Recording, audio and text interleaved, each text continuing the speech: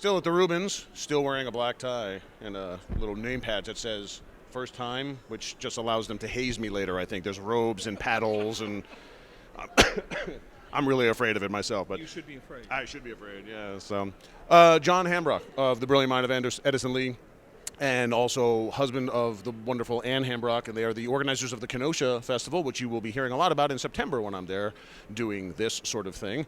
John, welcome. Thank you, Tom. What do you like about the Reubens? Why is it special to you? Well, we all live in caves. At least I do. I know most of us say that. I think I've already used that term. We get to see the light. We come out, and I get to see people I don't get to see but once a year or twice a year, and it's really just like seeing family. Hey, good to see you again, and that's what I like. I like the brotherhood, the men and women that we get to really are close to, and we get to hang around with. Speaking the same language. Yes, exactly. What do you think of Vegas? I know it was your first time here. We got to hang out at the Strip a little bit. Took you to Caesar's Palace. Well, what's your impression of Vegas as a good, strong Midwestern boy? Well, it's funny. The bodyguards that drug us out of the Bellagio last night were a little rough. My shoulder still hurts. But, Caesar's Palace was nice, and I enjoyed very much seeing the Strip, and I think Las Vegas is a wonderful place. I wouldn't want to come here, every week. Not going to move here tomorrow or anything? Yeah, but it beats the polar ice caps, which would be a terrible place to have a Reubens. So. And like I promised, I did not put the stripper stuff on YouTube yet. Maybe later. I'll keep that for blackmail. So I promised. I promised. But, I'm keeping it in the back just in case. So in general, the Reubens just mean a lot to you in terms of hanging out with people. Who have you met here? Who have you talked to this time around that you just sort of like, wow, I got a chance to talk to that person? Well, Jim Davis. I was really glad he came. And the last Reubens Jim Davis went to, it was Boca Raton. And I wasn't a member at that time. So I got to sit, talk to Jim for a little while and get to know get to know him. And that was great. Every time I come to one of these, I meet somebody new. And that's what's fun. I so far, one of my favorites so far was getting to see Stan Goldberg talk about his career, and I knew his art, but I didn't know it that well, and then you start seeing it and you start listening to him, and it's just amazing. He's getting the Hall of Fame, the Gold Key Award, is that what it is? Yeah, and it was great. I love seeing those guys, and just harken you back to the 60s and 70s of those days and comics and stuff like that.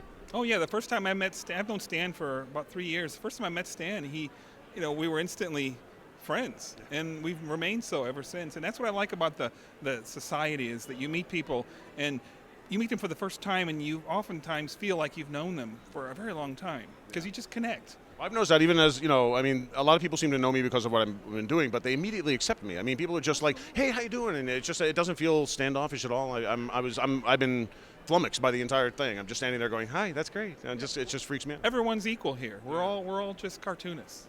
And we're all in black suits, which we look really, really good. So, John, thank you so much. Enjoy the rest of the show. And it's great to have you. It's great to thank you. Jonathan Lemon of Rabbits Against Magic is here with me, and I have to publicly thank Jonathan because he's splitting a room with me here at the Reubens. I wouldn't be able to be here without him, so thank you so much, sir. It's very nice. I hope I didn't snore or anything like that. The hookers left at a decent hour. You told me 2 a.m. and they're gone, so I was very happy about that. So I have a couple of questions for you. First of all, how many Reubens have you been to? This is my first, and it could be my last. I'm still thinking about it. Well, your first time. What is your impression in general? What do you think about this sort of gathering of cartoonists? It's quite overwhelming. It's like some sort of surreal dream where all these mythical figures from your past suddenly converge in very nice suits and have a good time. And you're treated not as a fanboy like I'm usually treated and thrown out, but as an equal. And for me, that's a big thing. Being a minnow in a pool of sharks and tropical fish. The black tie part is very interesting, but last night we had the sort of informal cocktail party, and it was just amazing. People just kept walking up to me and talking to me, and people who didn't know me just introducing, and I think it's just it's a wonderful thing. Who have you been most just sort of excited to see and meet? Oh, Gary Trudeau, without a doubt. Although Jim Davis, as much as I've moved on from the Garfield genre, is still the big presence, I think, in the room. He is the visible elephant, in fact, in the room. He's not that big, though. It's just. I really liked his speech too. I think it was he talked a lot about taking Garfield into the digital age and stuff, and he is really among a lot of those guys. He's a sharp guy. He can think. He still has the business end and the mind to process that this is a thing that's moving. It's not just something he's trying to cash in on. I think one of my favorite things he said was when they did Garfield.com, they hired all new young people because he said, I'm a digital immigrant and I wanted digital residents. Right. And I thought that was a really interesting way to put that. He wanted people who grew up in this world to make it happen. His buzzwords. Yeah, exactly. But it's just a great thought process. I think that's the kind of thing that a lot of people don't get, and I really enjoy that. Wiley. And there's Wiley. We'll have to get Wiley in here. Wiley Miller of Non-Sequitur.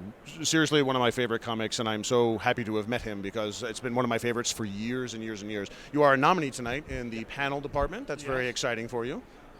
Yes. Very, very exciting. You can see the excitement bubbling out of. Yeah, I can barely contain you. It is very good. So. When you take awards too seriously, then you have serious troubles. Well, yeah, it's. No, because it really is just nice being nominated because it's from your peers. That's always good enough for me.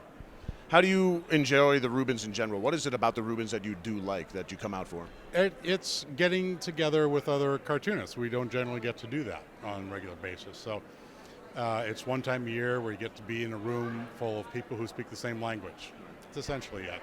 It's almost like therapy. Have you been to any of the panels? Some of those things? They're talking a lot about the digital A's and things. I went to the ones yesterday. Some of them. Other times just crashed in my room.